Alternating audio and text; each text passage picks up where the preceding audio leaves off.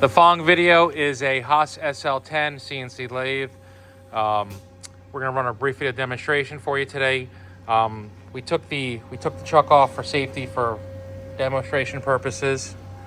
All right, we're going to run the machine. All right, let's go ahead and run through the axle. Do our Z first.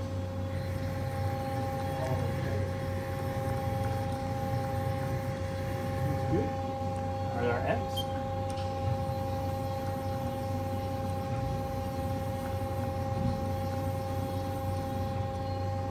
We'll go ahead and do some tool change.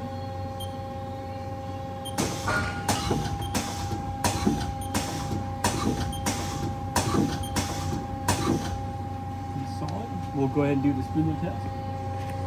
Let's see. Start at 500, 500, 1,000, 2,000, 4,000.